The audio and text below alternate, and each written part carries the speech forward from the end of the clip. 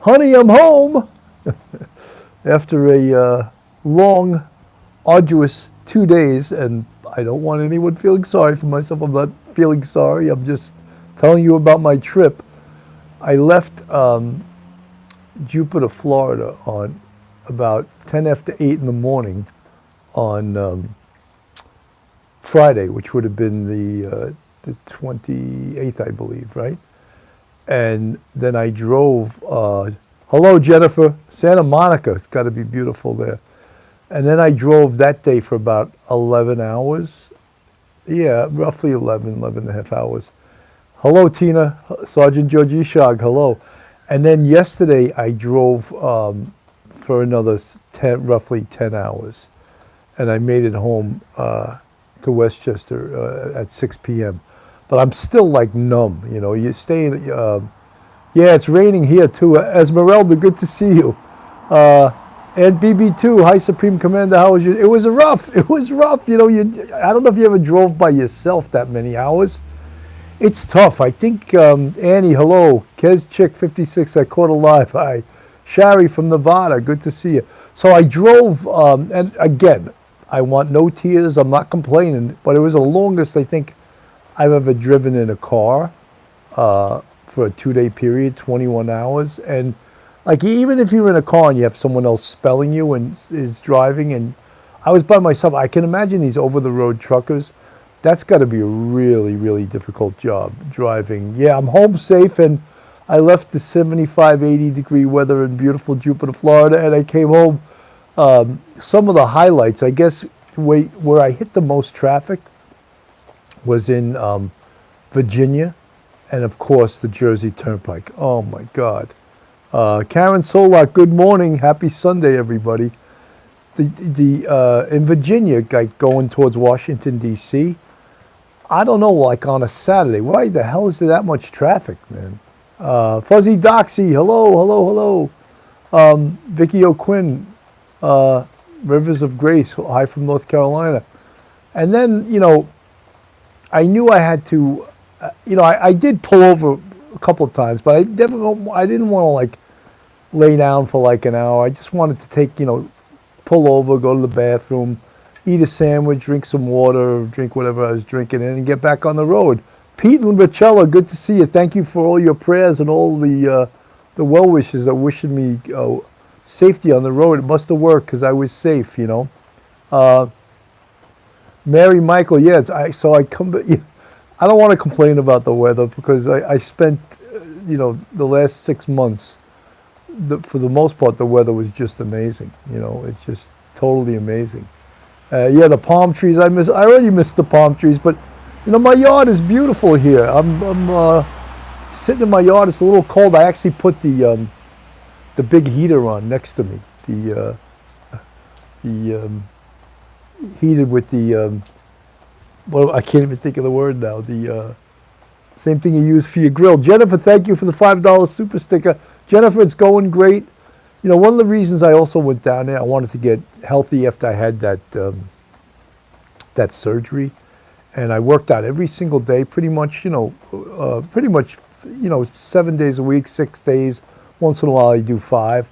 But Kami, hello, hello, hello. And I wanted, and I did. I got, I worked out and I can't wait. I was going to go to the gym today. I'm numb. I'm just numb from driving that long. And I'm going to go get back on the bike tomorrow and go back to the gym tomorrow. And Cactus Flower, hello from Ohio. Good to 71 in the chat, 34 with the thumbs up.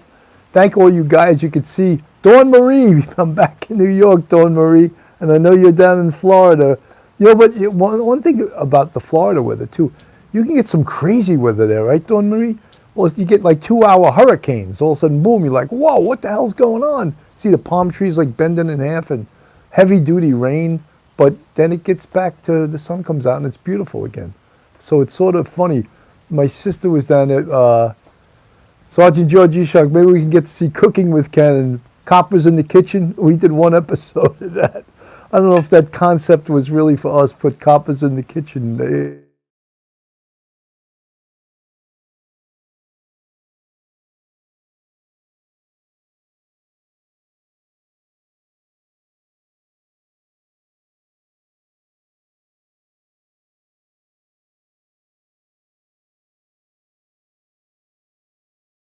we are back in the Northeast, and I'm happy to be home, though, you know. I love my house. I really do love my house. I get back and you say, oh, it's, you know, you try to make no sound. You know what? Someone just tried to call me. I think my sound is should be back. Give me a 1 if the sound is back. Sometimes, you know, oh my God, still no sound. Okay, the sound's back. I put do not disturb, and then someone calls you on the phone, and something happens with the sound. I'm sorry, guys, but sounds good now. Okay, that's good. So you could see it's what's the old thing? April showers bring May flowers. So the sound's back. Hi, y'all. 78 in the chat, 47 with the thumbs up. So yeah, so some of the highlights. I don't know. I don't know if, you know. I think the next time maybe I'll have my car shipped down there, because you know you need a car down there. If you're there for 6 months, you can't be like, oh, I'm going to rent a car. It would cost too much money. So you know you see all these New Yorkers that are seasonal people in Florida, and they're all shipping their cars back to New York, and that's what they do, you know, because no one wants to take that 20, 21 hour, 22 hour drive, and yeah, so and then I stopped in North Carolina. I stayed overnight at a Marriott. Just got some good sleep. Got up the next day and left at 10 to 8 in the morning, and I got home at 6 p.m. last night. Estelle, thank you so much, Estelle Pretorius, ZAR 35. Thank you for that super sticker. I'm not sure what denomination that is, but thank you so much for your contributions to Police Off the Cuff, Coffee with Cannon, Backyard Beverage, Bitchin' with Bill, whatever you want to say. Now I can really bitch. I'm home. Bitchin' with Bill. It's all right. It's okay. But so yeah, I want to get back on the horse and start getting into doing more shows. I know we covered some stuff down there. You know, the Lori Vallow case. I see Duty Runs going on today at 3 with Ed Wallace, talking about the crime scene implications of the Lori Vallow case. That should be pretty interesting. And we still have the missing woman case from Minnesota. Miss Kingsbury, you know, her sister Megan had reached out to us and, you know, thanking me for being on the, you know, for doing the shows about her. But it's been since March 31st that she's been missing, and it's called Madeline Kingsbury. And there's been no new developments in that case. And, you know, usually when someone's missing that long, it's, God, it's been a month. It's been a month now. Sergeant George Eshog, yes, shipping a bicycle, shipping anything can cost a lot of money. But, you know, I think to ship your car from Florida to New York is like $1,500. So you weigh that against 21 hours of driving, staying in a hotel, gasoline tolls and all that, and whether it's worth it to you or not. Linda Pyatt, she's not missed. Well, you know, something we don't know that, but Tina Powers, Bill, can you sing us a song, any song you choose? Let me get back into the swing of things here before I start singing songs. This is Police Off the Cuff, guys. Coffee with Cannon, Backyard Beverage, Bitchin' with Bill. So glad to see all you guys here. And also, I want to thank everyone that wished me well on my drive back and all the prayers and all of that stuff. It works. I believe in prayer, that you prayed that I would have a safe trip. And I did. I did have a very safe trip back here. And it's, you know, when you get back to your home, and it's a sort of a weird feeling, you know, singing in the rain. Pamela White, thanks for the $2 super stick. Hi, Bill. Glad you made it home safely. Thank you so much for your well wishes. I'm glad to be. When the rain comes, they'll run and hide their heads. They might as well be dead when the rain comes. I don't mind, the weather's fine if the rain comes. I don't remember all the words to that. That was an old Beatle tune. And I remember John Lennon used to say, I always hated that song, but I think he wrote it, you know. How about this one? It was raining hard in Frisco. I needed one more fare to make my night. I saw a lady at the corner. She got in at the light. Something about her was familiar. I knew I'd seen her face before. She said, I'm sure you're mistaken. And she didn't say anything more. It took a while, but she looked in the mirror. And she glanced at the license for my name. It was a sad smile. Now I'm forgetting the words. It was a sad smile just the same. And she said, how are you, Harry? I said, how are you, Sue? It's been too many miles and too little smiles, but I still remember you. Harry Chapin, the great late Harry Chapin. That was probably his greatest song, Taxi. Told a great story, had a great melody, and yeah, it was just tremendous. Betty Spaghetti!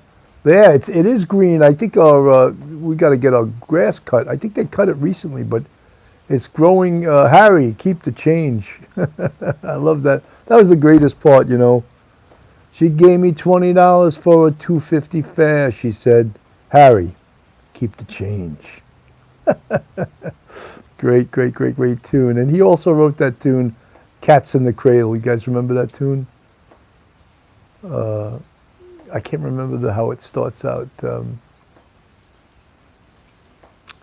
His wife actually wrote that because he was playing so many gigs away from his home that his kids were growing up. Lula Morocco, thank you for the $10 super sticker. Thank you for your well wishes. Glad I made it home home safely. Thank you guys. And as I said, I really believe that your prayers helped me get home safely. I really appreciate that. 103 in the chat, 84 with the thumbs up. How's Cats in the Cradle start? Does anyone remember? I know the hook line. The cat's in the cradle and the silver spoon. Little boy blue and the man in the moon. When you're coming home, Dad, I don't know when. We'll get together then, Dad. I know we'll have a good time then. And the cat's in the cradle and the silver spoon. Little boy blue and the man in the moon. When you're coming home, son, I don't know when. We'll get together then. I know we'll have a good time then. Yeah, I forget how it starts though. It's telling a story about him never being home and his kids growing up without him and that type of thing. Betty Spaghetti, Richella, Nikki Bella, leave their DNA on that like button. That's right, guys. Have a like button, give a thumbs up. Georgie, I don't know how the song starts. I forget how it starts. Guys, give me the first verse and I'll remember it. I'll remember the first. Jennifer, everyone loves that tune. It tells a great story, you know. Harry Chapin. I was supposed to go see him at a place in East Meadow, Long Island called Eisenhower Park, and the day he died. My child arrived just the other day, came to the world in the usual way, but there were planes to catch and bills to pay. He learned to laugh while I was away. No, I can't remember all the but yeah, great tune. It's Child arrived and the new job. Well, that's it. And he goes through his son growing up. He learned to walk while I was away. Yeah, I don't remember all the words, but great, great tune. And we're all guilty of that, working too much, right? He was talking for, I knew it, and as he grew, he said, I'm gonna be like you, Dad. You know I'm gonna be like you. And the cat's in the cradle and the silver spoon. Little boy blue and the man in the moon. When you're coming home, Dad, I don't know when. We'll get together then, son. I know we'll have a good time then. Well, it came from college just the other day. So much like a man, I just had to say, son, I'm proud of you. Will you sit for a while? He shook his head and he said with a smile, what I really like, Dad, is to borrow the car keys. See you later, can I have them, please? Then it goes to the progression of our kids grow up and they move away, and hopefully you have a close enough family that you get to spend. Thank you, Richella, for putting the words up there. I can't remember. Yeah, you had a tune called 30 Pounds of Bananas, but we all are guilty with that, right? You got to make a living, right? You got to make a living sometimes, and even when I was a police sergeant in homicide, I was hardly ever home, You worked your 40 hours a month overtime, and you worked through the night, you had details, you didn't come home, and you just, the kids, sometimes I'd get home and I'd go to sleep during the day when the kids were up. My son would be coming into my room, smacking me in the face, going, Dad, wake up, Dad, wake up. And I hadn't slept in God knows 24, 30 hours, and my wife would pull my son off me, and he'd try to explain to a 3-year-old or a 4-year-old, however old he was, that you got to let Dad sleep. He hasn't slept. And why is it I want to play, Yeah, it talks to angels. The song is really about how the sun becomes yours. Yeah, well, that's the cycle of life, right? We all go through the cycle of life. And Lieutenant Pete, I'm sure you had that with your kids too. And when you were at work all the time, and you come home, you're almost like a stranger, They're like, hey, Dad, where you been? Mary Michael, good to see all you guys. Here I am, guys. I'm in Westchester. You don't see the palm trees. You don't see the nice warm weather. But hey, it's I'm going to be here for at least 6 months. So good to see you, Sergeant Bell. I was just watching episode 13 with Belcastro and Mark laughing, rolling out of my chair bags. Oh, Joe Belcastro. Love Joe Belcastro. Marine, former Marine. Great guy. He wrote a book called When Did I Stop Looking Like a Cop? Or When Did I Start Looking Like a Cop? Great guy. He lives on the west coast of Florida for most of the year. Viv Keenan, well done to your son, Betty. Betty, thank you. It went by so fast, sorry I didn't get to read. Oh my God, hilarious. Yeah, Westchester's beautiful. Mary Michael, Pamela, Jennifer sending prayers. 125 in the chat, 100 with the thumbs up. I'm so glad you guys are joining me here on this Sunday afternoon. I didn't know if you guys would recognize me in Westchester. You see the different surroundings and you're like, oh my God, Bill, what the hell's going on? You're not in Florida anymore. You're not in Kansas anymore, right? That's from The Wizard of Oz. A little different. We used to wash. Our dad would go away or stop at the bar after. He was always with us. Of course, later on, I brought him home to my house to live with me. Wow. Yeah, sometimes you don't want your parents around that much. That happens too, right? Sometimes you're like, I wish he would stay out. Linda Pat, my husband was gone, Navy was gone for 3.5 months at a time. That's pretty tough. Lula Morocco, didn't expect to see you, Bill. You look great. Thank you, guys. I tried to get healthy during those 6 months in Florida, and I'm going to continue to try to stay healthy. The Northeast is beautiful. Yeah, it's 133 in the chat. 102. Vicky O'Quinn, Erica Olson, Mystique. Hello, KH Walker. So good to see all you guys, man. It really is. It feels so different, and hopefully by tomorrow I'll be starting to get back to normal. I still feel like numb. If there's anyone out there that drove a truck or anything for a living, you know what it's like to drive a lot of hours. I guess probably truck drivers do that all the time, but that's why I would never want to do that job, man. That beats you up. To drive all those crazy hours. Kim Elliston, good to see you, Kim. And Kim, thank you for all your prayers. They obviously worked. Here I am, sitting in my, what's this called? A lanai. I'm underneath, thank God I'm underneath this roof because it's raining. Angelica Darkness, welcome to the bucket. Thank you for joining our YouTube family, Angelica. Angelic Darkness. There's a name, Angelica, that's pretty also. Angelic, I like that. So thank you for joining our YouTube family. Aunt BB2 is in the house. So guys, 144 in the chat, 102 with the thumbs up. I want to start on the Police Off the Cuff show to try to get more guests. And I don't mean the recurring co-hosts like Phil Grimaldi, Detective Phil, and Melanie, who's been tremendous. She's so good. And let's not forget Professor Mike Geary. He's tremendous too. He's got such a low-key way about him, but it's a calmness, and he's so smart. You know, I want to try to get some, other guests, from the world, from outside in the world. But you have to have a good. Tina Powell's on a couple, and I know what you're talking about, Bill. I work all the time. Feels like I'm missing out on my. Yeah, you know something.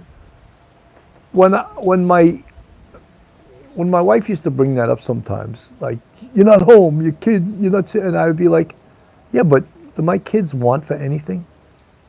Do they get everything they want? Do they get everything they need? Am I supporting this? And my wife still works. She worked her whole life too. So I'm not criticizing her, but she didn't have the kind of job where she wouldn't be home for days at a time, where I definitely did, Or sometimes I get called into work from home. You'd be off, and they'd say, can you come in, or will you come in, or order you in, So yeah, so you miss out on a lot of things, I actually, one of my second to last year in the police department, I took something called terminal leave, so I could watch my son wrestle his senior year in high school, or else I would have missed all his wrestling matches. And it was a great thing that I did it. It was, I lived his wrestling career, the good, the bad, the wins, the losses, and it was tough, man. It was tough to do that. But any of you guys are wrestling parents out there, you'll know what I'm talking about. It's like watching your kid. Kim Alliston, good to see you. It's like watching your kid get into a fight a couple times a week, and it's just tough. And he was good. He was, his senior year, he was, what place? He was fourth in Section 1. He was just this close, I think, had he started wrestling earlier in his life, he could have been at the state level, I think. But it's such a tough sport. Some of the kids that were state level wrestlers started when they were like 6 years old, started wrestling at a club. And that's how you become so good. And the wrestling parents, there's some sick individuals out there, but they were so committed. But don't get me wrong, they were great people, but they were really tough some of them were tough on their kids. Anonymous is school, I love my truck driver boyfriend, but he wouldn't be together 19 years if he was around every day. Something, there's truth to the expression, absence makes the heart grow fonder. There's a lot of truth to that, I think, because if you're around each other all the time, you gotta have lives outside your relationship. You really do. Karen Solak, Rachel Aprenzo, our daughter, went out with a state championship wrestler when she was. So Rachella, the guy couldn't eat, right? You always have to watch your weight. I remember around Thanksgiving, I used to feel sorry for my son. That's when they had the most tournaments, and they couldn't eat Thanksgiving dinner. They couldn't eat Thanksgiving dinner because they had to make weight, like the day after or the next day. So yeah, it's such a tough sport. And my son got a lot out of it besides athletically. He got a lot out of it right there. Toughness, mental toughness. There's no one tougher in this world than kids that wrestle. It's just, and college wrestlers, they live that Spartan life for another 4 years. It's just crazy. Nikki Bella, hello, good to see you. So, yeah, I wanted to mention Betty Spaghetti. I didn't even know I liked wrestling until I started screaming at the side of the mat. It's crazy, right, Betty Spaghetti? And it's such an intense sport for the parents. You just, my son was in a club, so he traveled all over the East Coast for 3 years, Well, I shouldn't say all over. It was Delaware, New Jersey, Pennsylvania, tournaments, and they wrestled some really tough kids. Pennsylvania is a really tough state for wrestling in this country. New Jersey is really tough. They'd have some of the tournaments down in Delaware. It was tough, not an easy thing, But he made a lot of friends outside his high school. He was friends with kids from other schools because kids from all the schools in Section 1 went to this club, and this club is even bigger and better now. That was when my son was around. But he learned a lot from it. You know, here I am, police off the cuff, real crime stories. Mountain Cat, thank you. Coming in late, but I want to say hi and wish you a lovely day, Bill. Thank you so much, guys. Just wanted to say for you late arrivals, I just got home last night at 6 p.m. after a 21-hour drive from Jupiter, Florida, which I took 2 days to do, but I drove by myself. That's pretty hard to do. And I mean, look, I didn't climb Mount Everest. I didn't jump out of an airplane, but 21 hours of driving is Ava Hawkshaw, many parents can't afford private. Yeah, no, that's true. You know, I was lucky to be able to afford sending my son to that wrestling club. It was not cheap. It was not, but you know something? The owner of this wrestling club, if you were a kid that couldn't afford it, he would let you go for free, which was pretty good of him. You know, he would let lots of kids go for free. So. But if you could afford it, it was expensive, you know. Donna Shaw, rainy day. Yeah. Aunt BB2, Supreme Commander, you need time to decompress from your travel. You're right, I do. But that's what my personality is, type A. I can't relax. I will relax in a way I won't go to the gym today. Deb Galloway, thank you for the gift that Lou got in late and just saw it. The only thing that would make me drive 20 hours in a birth, a death, or a wedding, or going home, wanting to go home, you know. Yeah, I wanted to get home. You know, the longer you stay in a car, the faster you want to get to your destination, because it's not, who's ever in Washington, D.C., that traffic, even on a Saturday, I didn't expect to hit heavy-duty traffic in Virginia and Washington, D.C., but I did. I guess I can't imagine how the traffic must be in Washington, D.C. on a regular day. It must be ridiculous, you know? Just like the travel getting into New York City on a regular day is horrific. It's just horrible. That's one of the things that make me leave this area, is the traffic and the unfairness of what they're planning in places like New York City, between congestion pricing, which is the worst idea I've ever heard, red light cameras, speed cameras all over the place. They've made New York City so unattractive to drive your car into. And you know, isn't the middle class the people that are paying the taxes to support New York City? So let's rob them more by red light cameras and congestion pricing. And it's just, you know, it's just crazy. It's just totally crazy. Viv Keenan, same in London. Yeah, that probably is the model for New York City is London. They started out, New York City copied the Ring of Steel in London. If you guys don't know what that is, the Ring of Steel is a camera system that is everywhere in London. And New York City now has that all over the place for security purposes. But it's so the cameras are everywhere. And BB traveled to Atlanta, that was a nightmare. Tina Powers, my father got me interested in wrestling. Wendy Swain, Richella Penza, it's definitely rainy in the Finger Lakes. Finger Lakes is beautiful. Up by Ithaca, right? My wife went to Ithaca. I one time visited Cornell when I thought I was going to get in there. I didn't. I didn't get accepted. Cornell didn't want me. They didn't think I was an Ivy League material. So I wound up going to Buffalo State College. That's where I got my undergrad degree. You get surprise tickets at least once a month, misbehaving. Yeah, it's really, look what they're doing to this world. I mean, it's not about safety either. It's about the government having a cash register and to pick your pocket. That's what it's about, you know. I hate to be negative, but it's terrible. It's really terrible. You go, even Long Island, you go, anyone here drive on Long Island near Old Country Road? Every light has a camera. Every damn light on Old Country Road has a red light camera. So it's really nuts. 147, 148 in the chat, 131 thumbs up. Welcome home, Bill. Thank you guys for joining me for my welcome home rainy day party here in my backyard. But thank you so much for tuning in. Rochester, New York, got rid of the red light cameras a few years ago. Yeah, it's Rochester.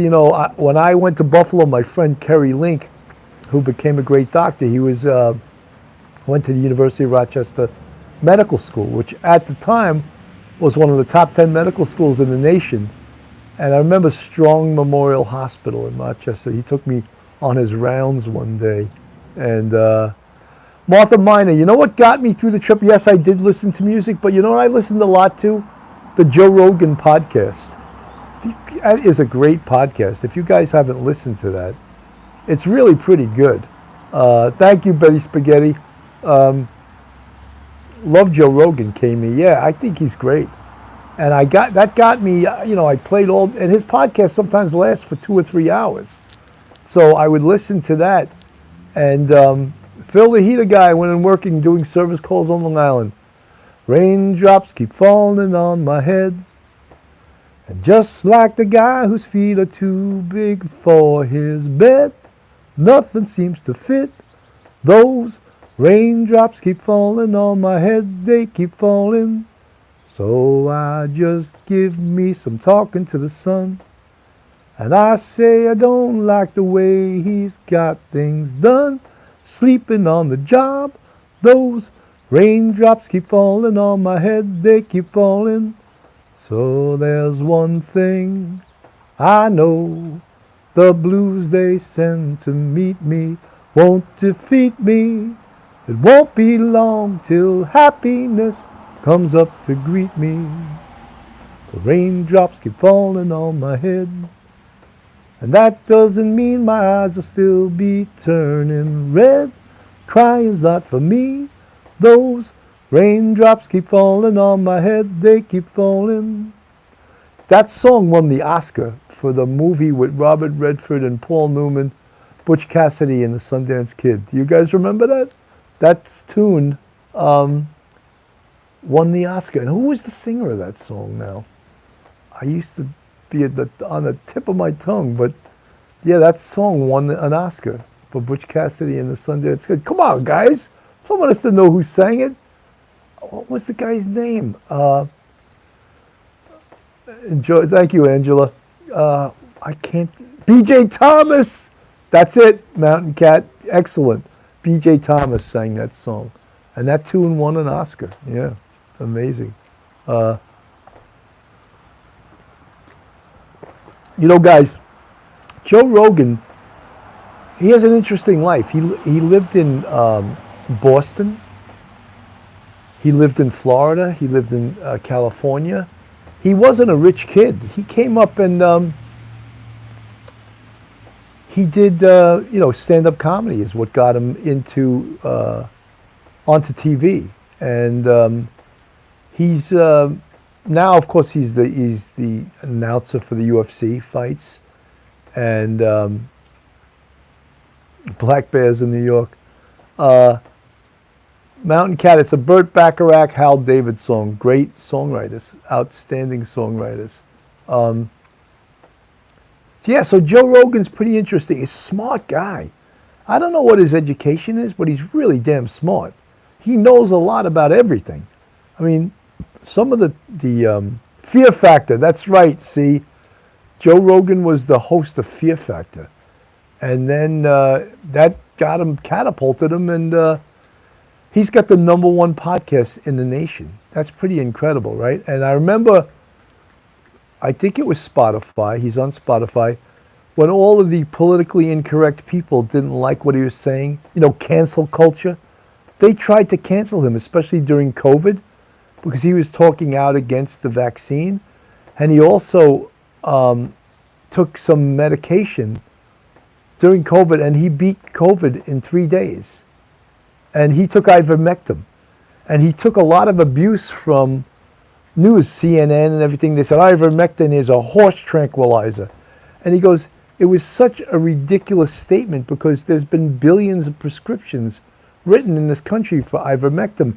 And he stood up to the cancel culture. And Spotify, he gave him such a huge contract. They would have crumbled, but they had to stick up for him because they were paying him so much money. so they couldn't cancel his ass. And he said, I have FU money. So obviously he's making such sick money that they couldn't cancel him. That's the only people, just like they can't cancel Elon Musk. They would love, he's a billionaire. Try to cancel him. See, that whole cancel culture thing is ridiculous. Look, they'll try to cancel Coffee with Cannon. I'm too small for them to cancel. They're not concerned with me. Maybe if I had, 300,000 subscribers, they go, let's cancel his ass, Coffee Cuffs and Candid Cannon Morning Show. That's right. Coffee Cuffs and Candid Cannon. That should be the name of it. But I always forget the name of it. Lou Limaraco always reminds me, Yeah, so listening to Joe Rogan on the trip, it really got me through that long trip. It was a long trip, And sometimes, you know what's scary when you're on the road for a long time? When you see your gas gauge, like you need gas, and there's no gas station in sight. And I know you can check it out on Waze, and it'll tell you there's a gas station, blah, blah, blah, blah, blah. But on the New Jersey Turnpike, I hope we grow out of I do too. It's such a pathetic thing. It's such a violation of freedom of speech. And instead of them talking about freedom of speech, they try to scare people and say, that's hate speech. So if you don't like something, they can just call it hate speech and cancel your ass. And that's dangerous. That's very scary. And luckily, Elon Musk bought Twitter, because they just showed, if you watch the congressional hearings, Twitter, in conjunction with our intelligence services, were canceling people on Twitter. Really scary. Really, really scary that they can, that's hate speech. And you guys know what I'm talking about. You go on Facebook, you say something on Facebook they don't like, they cancel you, or they put you in Facebook jail, or they can just take away your account. So it's, it is dangerous. Kokomo, Indiana, we are on dangerous ground in this country. I agree, Kokomo. They try to scare people by saying hate speech. Well, what you should have freedom of speech. Other than, the old standard was, yes, you have freedom of speech, but you can't yell fire in a crowded movie theater. That was the parameters of free speech. So you don't have total, unequivocal free speech. But if you do something outrageous like yell fire in a crowded movie theater, yeah, that's the standard where I think most people, everyone would agree that, yeah, you can't do that. You can't yell fire. D Love of God, thank you. She said, great to see you. Thank you, D Love of God. 149 in the chat, 146 thumbs up. Raining out here today in Westchester. Good to be back home. I think next week my son's going to fly in. Roseanne Barr. Yeah, Roseanne Barr got canceled. They canceled her show. How many people lost their jobs because Roseanne Barr said something that the cancel culture didn't agree with? So they canceled the show, No one stands up. Did anyone ever watch the Golden Globes when Ricky Gervais hosted it? And he just unloaded on all those politically correct people. He said that Martin Scorsese doesn't like Disney because he's too short to get on the rides. It was hilarious. And you could see some of these people just laughed because they didn't want to be seen making. Tom Hanks was just totally pissed at his monologue. Tim Cook from Apple, he just said, Tim Cook, don't be so woke and so politically correct when you have 6-year-olds in Thailand making your product for 22 cents an hour. You had to see his face. You got people working in mines producing your product that are dying of cancers that we haven't seen. He just unloaded. You had to see the faces of these people, these politically correct phonies. It was so funny. If you haven't watched Ricky Gervais's monologue at the Golden Globes, it's priceless. It's priceless to see. Yeah, he is funny as hell. He wrote the TV show The Office many years ago, and I think it was invented in England. Thanks for singing of sunset gazing songs and keeping us updated on all the cases. Hoop, good to see you, Hoop. All you guys joining me today, thank you for welcoming me home. Thank you for praying for me when I was on the road.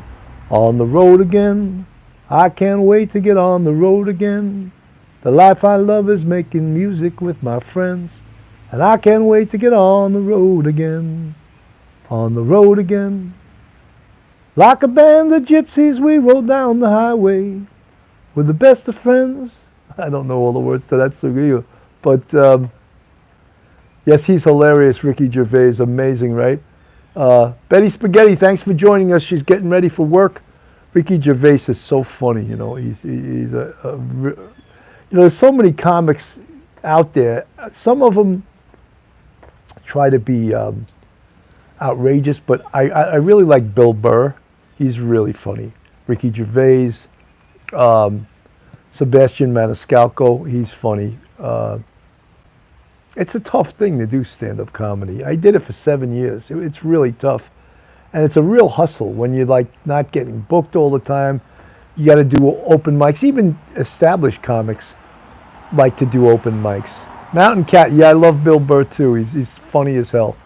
Established comics do open mics too, and it's because you got to practice. You got to keep. It's like a musician. You know, you got to keep your riffs going. You know, you got to keep it going. Happy that you made home safe, Bill, Annie. Thank you, guys. I really appreciate it, and I believe in the power of prayer. And you guys prayed for me, and I got home safe. Just a little bit numb right now. Numb from comfortably numb, like Pink Floyd says. Kim Alliston, thank you for the 20-pound super chat for the goal. Thank you so much. Karen Solak, do stand up again. I won't say I will never do it again, but it's a real hustle. You know, you got to do it. I used to run an open mic on Mondays in a town 10 minutes from me, and I don't think that I think that the club really they didn't really want the mic there anymore, but COVID was a good reason to get rid of it. And once COVID happened, a lot of stuff was canceled. But to be a stand-up comic, you got to get up probably 3-4 times a week. Do I have PTSD from the trip back? Martha Minor asked me that. No, I feel good. I actually feel a little sense of pride that I did it. Because I was thinking of, wow, that ride. I really looked at it as like, it's a little intimidating. Yes, Lou, I used to do it in Manhattan. I used to do it in Westchester. I would go upstate. I do it all over where I could ever get a gig. But I did it for 7 years, and that's how I really met Mark DeMeo. I didn't know Mark DeMeo from the police department, which I knew who he was, but I didn't really know him well. And then we started doing our podcast together, and Mark is he's an excellent stand-up comic. He's been doing it for like 25 years. So he would get me booked once in a while with him. And I actually probably played my biggest audiences because of him. I did a contest once way upstate, and I came in second in this contest. And Mark's very talented. I hope he's doing stand-up in Vegas. He had talked about quitting stand-up. And I was like, don't do that, man. You put too much into it. You've been doing it for 25 years. And I think he really likes doing it. It's, as I said, it's a hustle. It's a real hustle. But, for people that it's a young man's sport too, For the young, imagine that, putting everything out, like trying to be an actor. And if you don't make it, you wind up in your late 30s, early 40s, making no money and going to mics and the hustle, Deb Galloway, comedy's so important. Look, some of the guys that made it huge in New York City. I remember seeing Jerry Seinfeld when I was a teenager or maybe early in my 20s. I remember seeing him at Catch a Rising Star. We all know Karen Solak. Wow, good for you, Bill. And I did acting, and I was doing acting too. And I still would like to do acting again, But that became a hustle too. Like, I had this modeling agency who was sending me out on 2 or 3 jobs a week. And before COVID, you used to have to go into the city to audition. Now, all auditions are done on your phone. So, Moose Girl, law enforcement has to put Maddie's case together with circumstances. It's been March 31st, so it hasn't been. It's been about 4 weeks. It's been a month. Yeah. Look, they're building a case, guaranteed. Danielle, yeah, I don't think Seinfeld's a great stand-up comic. He was great in a sitcom, but I don't think he's a great stand-up comic. Same thing with Everybody Loves Raymond. I worked with his father. I worked with his brother in the 2-3 precinct. Richie Romano. So Ray Romano, yeah, was a stand-up, and he got that sitcom, Everybody Loves Raymond. I read somewhere he's worth $120 million now. Can you imagine that? Imagine that. He's actually a pretty good actor, and I don't love him as a stand-up. I have and I don't love Seinfeld as a stand-up. I love guys like Bill Burr, as I said before. My favorite of all time was George Carlin. I thought he was the best ever. I loved Rodney Dangerfield. I've seen him live back in the day. There was a guy that went to Nassau Community with me, Bob Nelson. He used to be Dave Chappelle, fantastic. Thank you for reminding me. Dave Chappelle's amazing. He's just an amazing, amazing comic. George Carlin, I think, is the gold standard, but there's a lot of good ones, It's such a very difficult art form. It's not easy at all. It's Richard Pryor was fantastic. You guys are pulling all the stand-up comics out of the Hall of Fame, the Hall of Fame ones, Mary Michael, great question. Hope Sergeant Bill will answer. What was the question? I love the 7 words you can't say on TV from George Carlin. That was funny. That was a funny as hell bit. Yeah. That's the thing about stand-up. You got to write your own material. You got to get up and perform it because Bob Nelson, yeah, with the football, he went to Nassau with me. Actually, I saw him in a play there because I was taking a course in theater and we had to go watch a play, The Crucible. He was in The Crucible when I was at Nassau.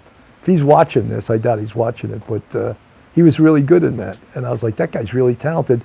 And sure enough, years later, he became, Erica, I don't love Robin Williams as a comic, but I think he's a fantastic actor.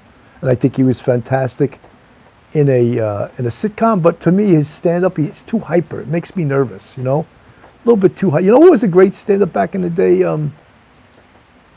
Plays banjo, too, Steve Martin. Steve Martin sold out the Madison Square Garden back in the day, So pretty amazing, some of these people. 159 in the chat, 164. How's that happen? 159 with the chat, but 164 with the thumbs up. Wow. I like Phyllis Diller and Joan Rivers. They were great. Phyllis Diller and Eddie Murphy was fantastic. But all of these guys, all of these comics, they used it as a stepping stone for the most part into television or movies because that's where the bucks are, right? Gallagher, Steve Martin. Yeah, he was great. He's a pretty damn good banjo player, too. Lucille Ball. Billy Crystal was great. He was great. He became pretty good actor, too, right? But all these guys started out, Carol Burnett, they all started out doing stand-up. But there's thousands and thousands of people doing stand-up, and how many make it? How many make it either in Buddy Hackett, Don Rickles, all those people, fantastic. David Brenner, he's still around. David Brenner's Chris Rock, funny as hell. David Brenner's still performing. Char, good to see you. 162 in the chat, 168 with the thumbs up. Can I even this out? Can I get to 170 in the chat? I don't know. Jerry Lewis, you guys are pulling legends out of the hat. Absolute legends. But Bill Burr, Jerry Lewis, all-time best. Guys, I got about 30 seconds left, and I don't like to go over 50 minutes. But I want to thank everyone for showing up today. I want to thank everyone for their prayers in wishing me a safe return back to New York. And I want you to have a great Sunday. Have a great Sunday. God bless, and I'll see you soon.